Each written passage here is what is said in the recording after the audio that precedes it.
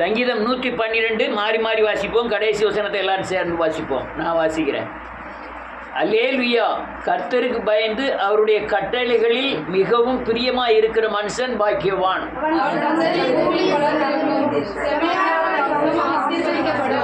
ஆஸ்தியும் ஐஸ்வர்யமும் அவன் வீட்டில் இருக்கும், அவனுடைய நீதி என்றென்றைக்கும் நிற்கும்.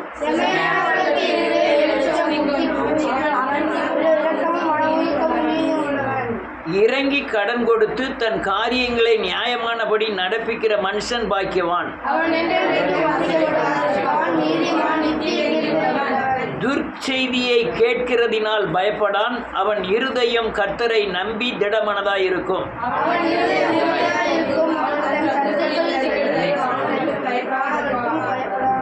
வாரி இறைத்தான், ஏழைகளுக்கு கொடுத்தான், அவன் நீதி என்றென்றைக்கும் நிற்கும், அவன் கொம்பு மகிமையாய் உயர்த்தப்படும். துன்மார்க்கன் அதை கண்டு மனமடிவாகி தன் பற்களை கடித்து கரைந்து போவான். துன்மார்க்கனுடைய ஆசை அழியும். எல்லாரும் உட்காரலாம். இயேசுவின் நாமத்தினாலே.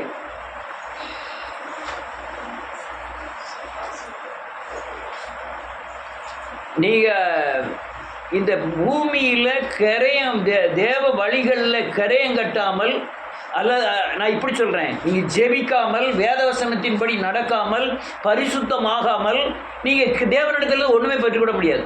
நான் வேதவசனத்தை கை கொண்டால்தான் அதில் உள்ள ஆசீர்வாதத்தை சுதந்திரித்து கொள்ள முடியும். இப்படிலாம் பேச மாட்டாங்க சபைகளில். நீ ஆசீர்வதிக்கப்படுதான்னு தான் பேசுவாங்க. என்ன, நான் சத்தியத்தை சொல்ல விரும்புகிறேன். அல்லேலூயா.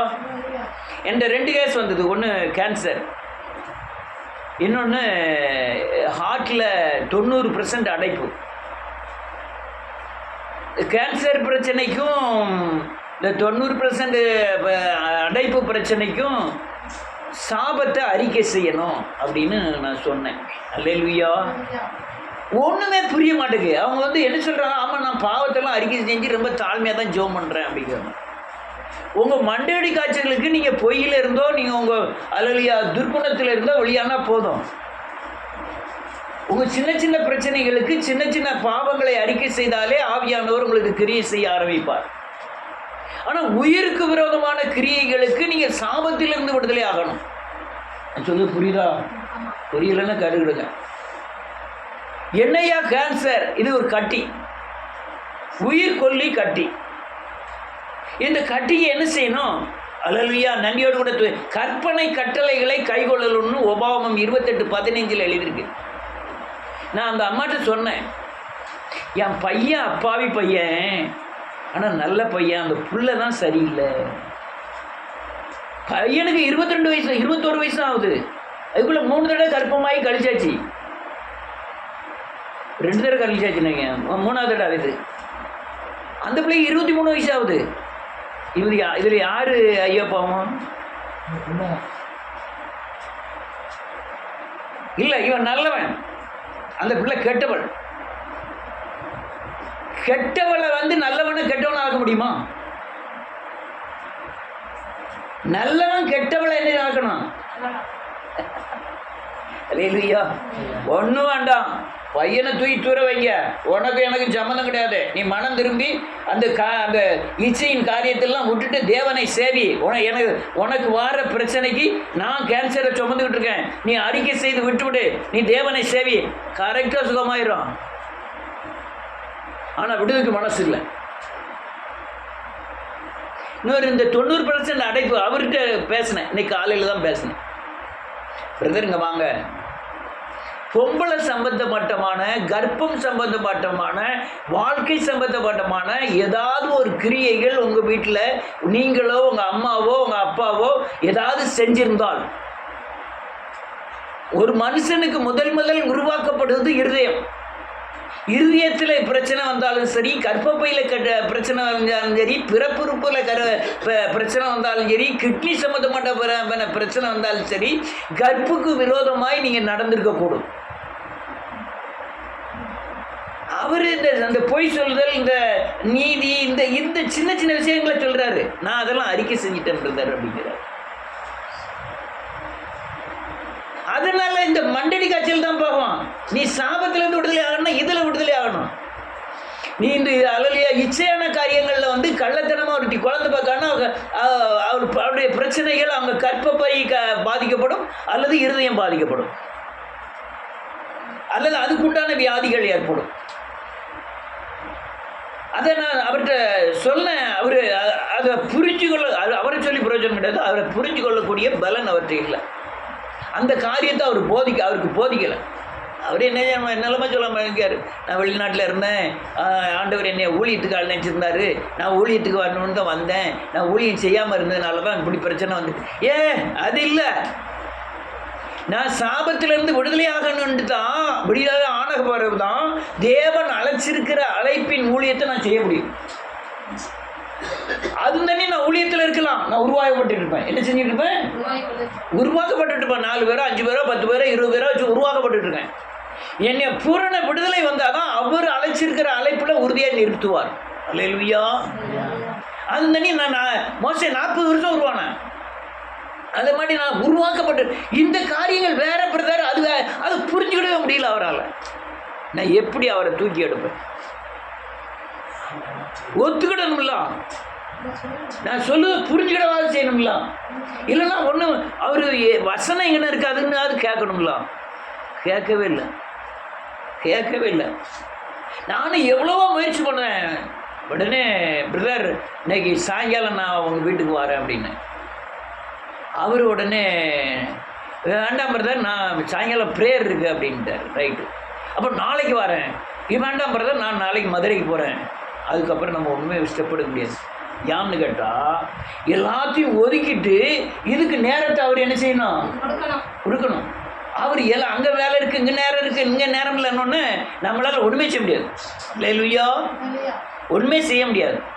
ஆனால் இது மேட்டின்மையான சிந்தை இல்லை, புரிந்து கொள்ளாமை.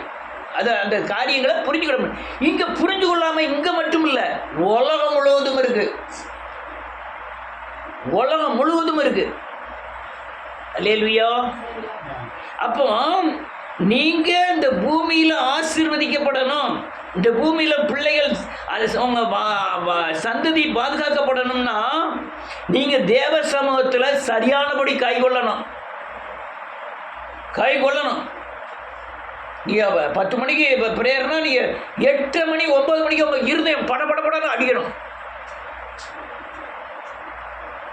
இதுதான் என்ன வழி? செம்மையான வழி. நான் எங்கள் வீட்டில் கூட அதான் டேரக்டே சொல்லுவேன், எங்கள் பாமா அந்த டயத்துக்கு நான் போய் நிற்கணும். அது நான் தேவனை கனப்படுத்துகிறேன். தேவனை என்ன செய்கிறேன்? கனப்படுத்துகிறேன். இப்போ நம்ம பஸ்ஸில் வர நேரம் ஆகுது, அதெல்லாம் பற்றி பிரச்சனையே கிடையாது. அது நீங்கள் பொறுப்பு கிடையாது. அல்லேலூயா. அதுவும் கரெக்டாக வரணும். ரைட். இந்த செம்மையாய் தேவனை நீதியோடு நேர்மையோடு உத்தமத்தோடு யார் பின்பற்றுகிறாங்களோ வேதத்தில் எழுதியிருக்கிற ஆசீர்வாதத்தை நீங்கள் சுதந்திரிப்பீர்கள். அல்லேலூயா. பஸ்ஸில் பல கடைக்கு போகிறோம், ஒரு 2 கிலோ ஆப்பிள் வாங்கிட்டு நம்ம பாட்டில் சும்மா வந்தா கரையும் கட்டணும். பஸ்ஸில் வரான், டிக்கெட் எடுக்கணும். ஆமென். எல்லாத்துக்கும் கரையும் கட்டணுமா? ஆனால் தேவன்கிட்ட போய் மாத்திரம் முன்முன்முன்னும் எல்லா காரியமும் கர்த்தர் நடத்திடணும். இல்லை, அங்கே கரையும் கட்டணும். நீங்கள் வெளியே கரையத்தை விட தேவனுக்குள்ளே இருக்கிற கரையம் ரொம்ப கடினமானது. புரிஞ்சுக்கணும். எல்லா பக்கமும் நீங்கள் போய் சொல்லலாம், இங்கே என்ன சொல்லக்கூடாது. எல்லா பக்கமும் வெளிப்புறமான கரியில் பக்தியார் இல்லை, வெளியே பக்தியாக நடிக்கிற மாதிரி நடிச்சிடலாம். இங்கே உள்ள அழுக்கு இருந்தால் உங்களுக்கு ஆசீர்வாதப்பட முடியாது. அல்லேலூயா. வாசிப்பாங்க 12:1. அல்லேலூயா. கர்த்தருக்கு பயந்து ஆமென் அவருடைய கட்டளைகளில் மிகவும் பிரியமாய் இருக்கிற மனுஷன் பாக்கியவான். அவன் சந்ததி பூமியில் பலத்திருக்கும். செம்மையானவர்களின் வம்சம் ஆசீர்வதிக்கப்படும். ஒரு பக்திமானாய் ஒரு மனுஷன் இருந்தா எவ்வளவு தூரம் ஆசீர்வதிக்கப்படுவான்ங்கிற வசனங்கள் பூராமே இந்த 112வது சங்கீதத்தில் 10 வசனத்துக்குள்ள இருக்கு. நீ உண்மையாய் நீதியாய் அல்லேலூயா உத்தமமாய் தேவனை பின்பற்றினால் உன் குடும்பம் ஆசீர்வதிக்கப்படும், உன் சந்ததி ஆசீர்வதிக்கப்படுங்கிறத உத்தரவாதத்தை இந்த 112வது சங்கீதத்தில் தேவன் கொடுத்து இருக்கிறார். அல்லேலூயா. நிறைய காரியங்கள் மற்ற உபதேசங்களை காட்டிலும் வித்தியாசப்படுது. இந்த எழுப்புதல் ஊழியத்தின் உபதேசங்கள், ஆலோசனைகள், சத்தியங்கள். இந்த யூடியூப்ல எல்லாம் பார்த்தீங்கன்னா ஒரு பொம்பளை ஒரு டான்ஸ் ஆடுதா, 1000 பேர் பார்த்துருக்கான். ஒரு பொம்பளை சொல்கிறா, நான் யூடியூப் போட்டிருக்கேன், எனக்கு 1,00,000 ஃபாலோவர்ஸ் இருக்கிறாங்க. 1,00,000 முன்ன என்ன ஆச்சு? நமக்குள்ள எத்தனை பேர் பார்த்துருக்காங்க தெரியுமா?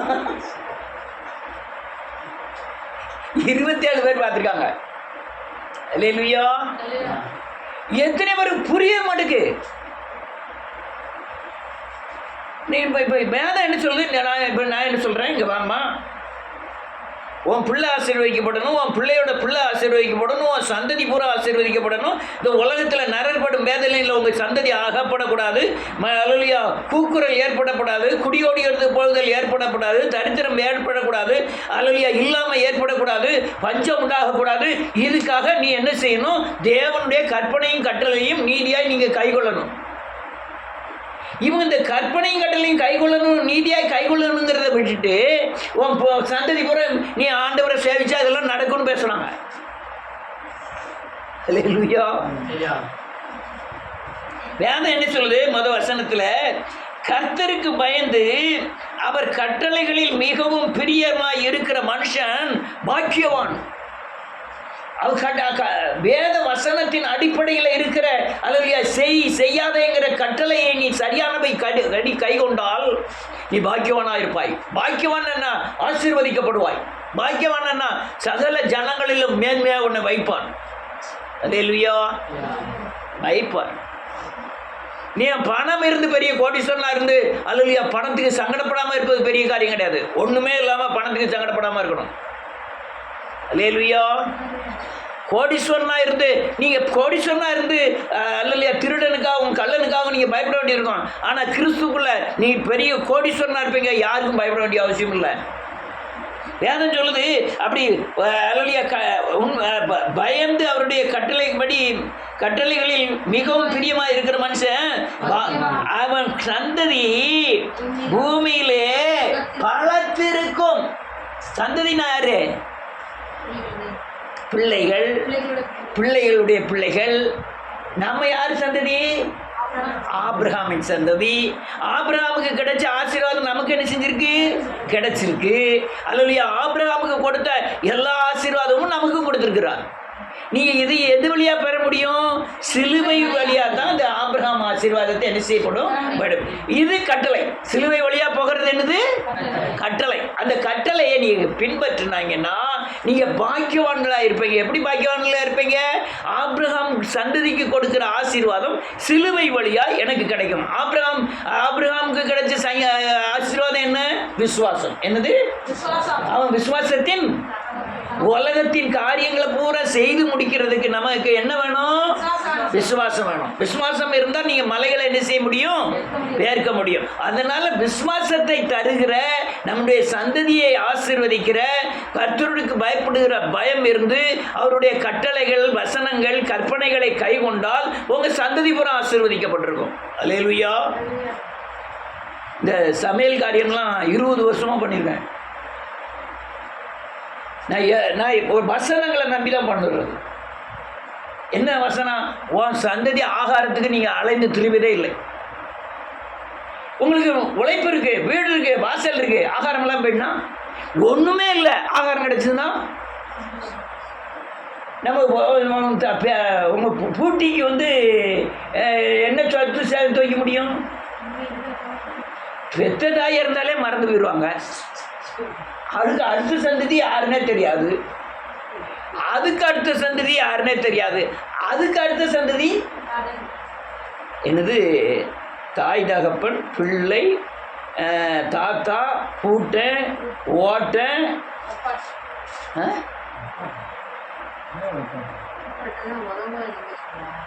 பாட்டன், பூட்டன், பூட்டன், பாட்டன், பறை. பாட்டனும் முப்பாட்டனும் ஒண்ணுதான்.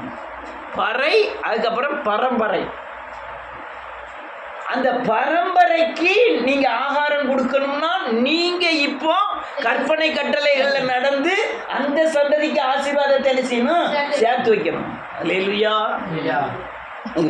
எங்க வீட்டில் அந்த ஐயர் வருவார், உலக்கையர். கரெக்டாக அந்த அந்த மாதம் தேதி அவருக்கு தான் தெரியும், திதி கொடுக்கக்கூடிய மாதம் தேதி. கரெக்டாக வந்துடுவார். குளிக்க விட மாட்டார் உலகையர்.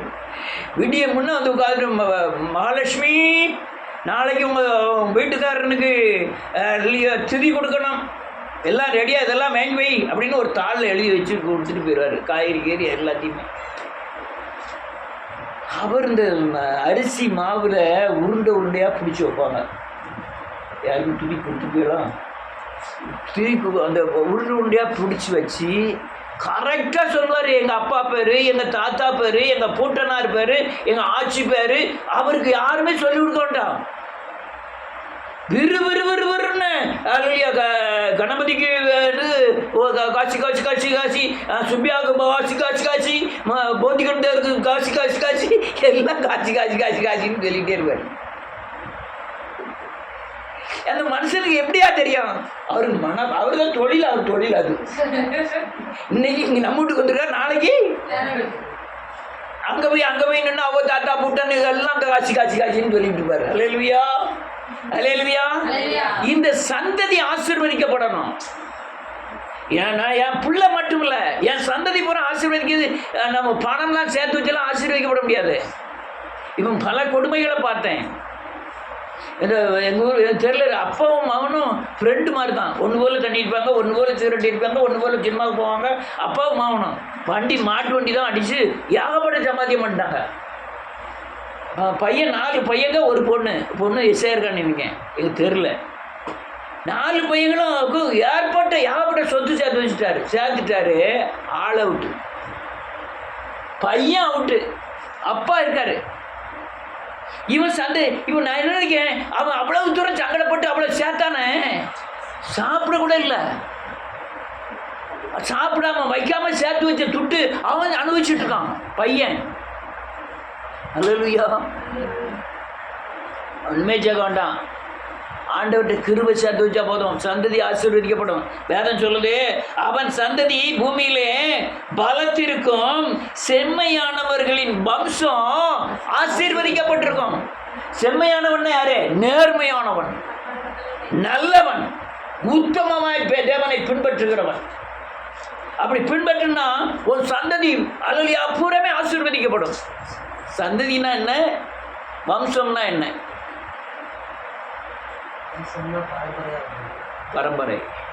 பரம்பரை ஆட்சி முறை, ஆளுகை.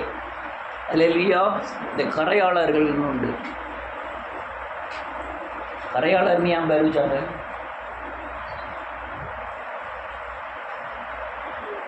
கரையை ஆளக்கூடியவங்க. எதை இன்னும் ஒருத்தருக்கு தெரியாதா? ஐயா, கரையாளர்னு என்னையா அர்த்தம்?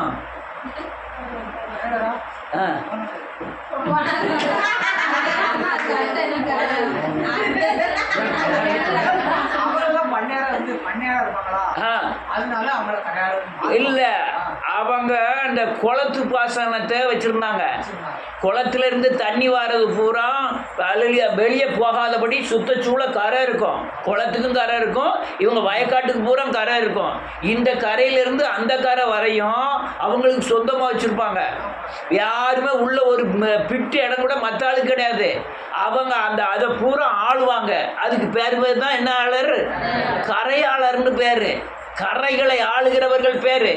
நீங்கள் அப்படி அவங்க போயிட்டாங்கன்னா அடுத்த வம்சத்துக்கும் அந்த சொத்தை யாருமே என்ன செய்ய மாட்டாங்க, வாங்கவும் மாட்டாங்க, யாரும் விற்கவும் மாட்டாங்க. பிள்ளை அதே காரியத்தை என்ன செய்வாங்க, ஆளுவாங்க.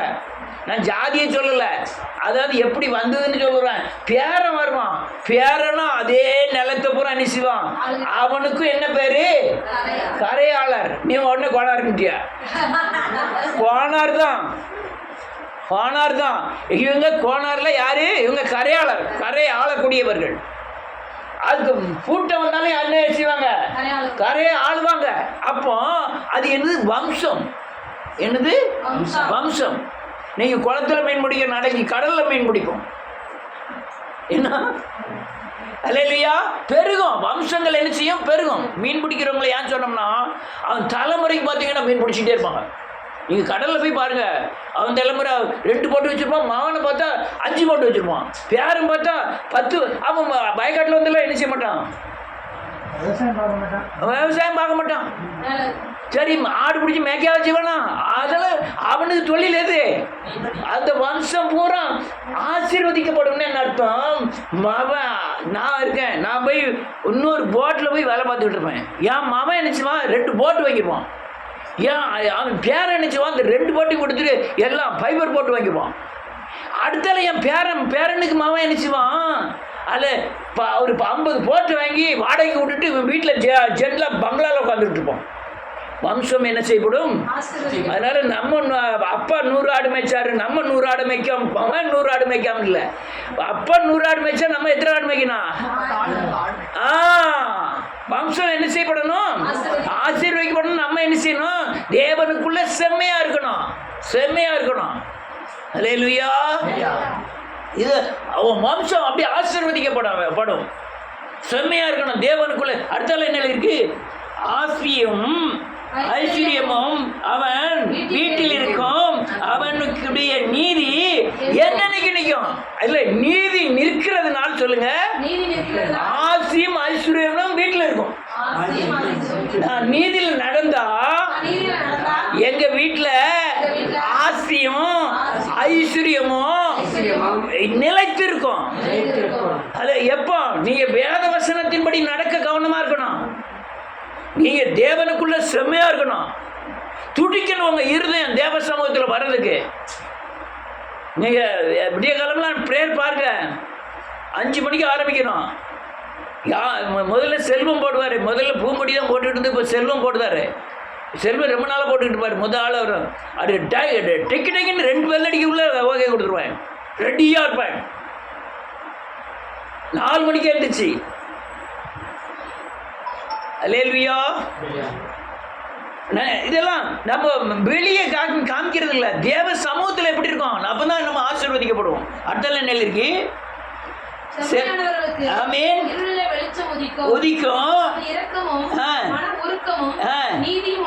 அவன் இரக்கமும் உருக்கமும் நீதியும் உள்ளவனா இருந்தா ஊர் பூரா கொரோனா வரும், அவன் வீட்டை தொடாது.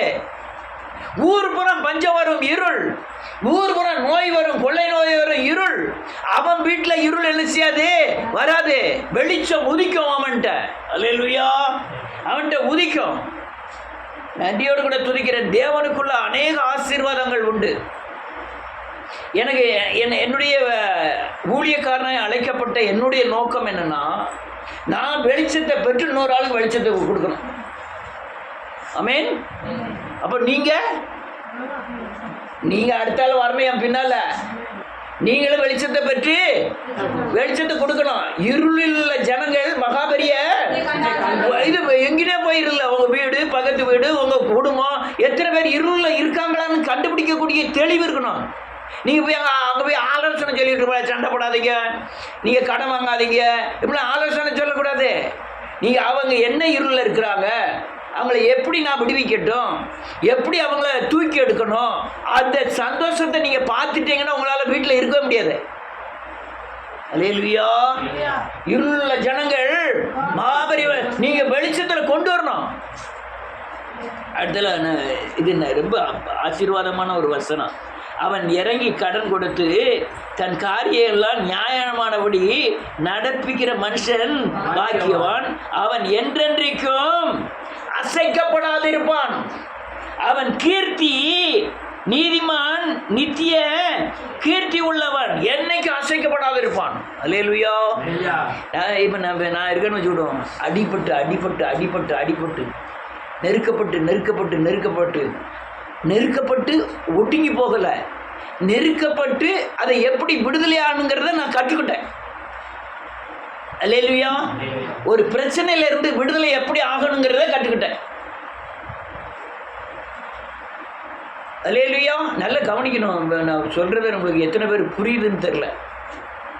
உங்கள் வீட்டில் வர்ற பிரச்சனையை நீங்கள் கடந்து போகிறது இல்லை, சகிக்கிறது இல்லை, விடுதலையாகக்கூடிய பாடங்கள்லாம் தேவனிடத்தில் நீங்கள் நெருக்கங்கள் பாடுகள் வரும்போது கற்றுக்கொள்ளணும். அல்லேலூயா. நம்ம பெரிய ஒரு அதாவது ஒரு பயங்கரமான சாப பிடியில் உள்ள ஜனங்கள் வெளியே வர்றதுக்கு உண்டான ஆலோசனை சொல்லக்கூடிய பலன் உங்களுக்கு வரணும். அல்லேலூயா. நிமிஷ நேரத்தில் எல்லாம் மாறிடும். நிமிஷ நேரத்தில் யார் யோசேப்பு எங்க இருந்தான் தெரியுமா? சிறையில் இருந்தான். மறுநாள் எங்க இருக்கான் தெரியுமா? ராஜாவின் 2ஆம் இடத்துல இருக்கான். மறுநாள் உடனே ராத்திரியே போய் அவன் தாடியெல்லாம் சேவ் பண்ணி வேற வஸ்திரத்தை உடுத்தி அல்லையா ராஜாவின் 2ஆம் இடத்துல உட்கார வச்சுட்டாரு ஆண்டவர். தானியேல் எங்க இருந்தான் தெரியுமா? சிறைச்சாலையில் இருந்தான். மறுநாள் எங்க இருந்தான்? கொல்லு மண்டபத்தில் வீற்றிருந்தான். எலியா எங்க இருந்தான் தெரியுமா? காட்டுல இருந்தான். அடுத்தால எங்க இருந்தா தெரியுமா? அவன் அல்லையா அல்லையா நதியோடு கூட துதிக்கிறேன் ஆகாப் ராஜா முன்னால போய் நிற்கிறான். எப்படி அநேகர் அந்த ஒரு நிமிடங்கள்ல எல்லாமே மாறிடும்.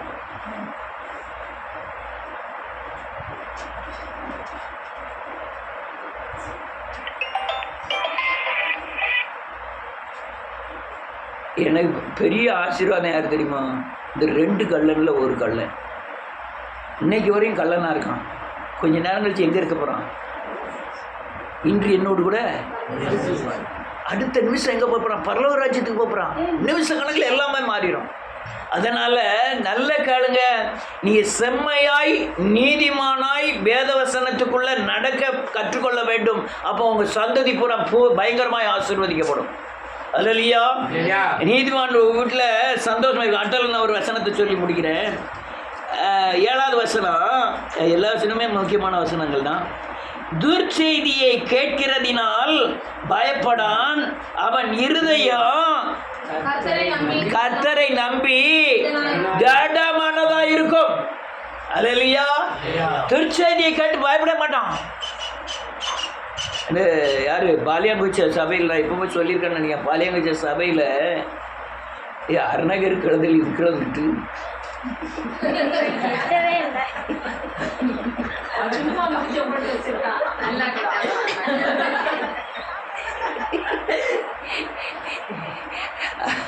பாலியங்குச்ச சபையில் திருப்பி தான்.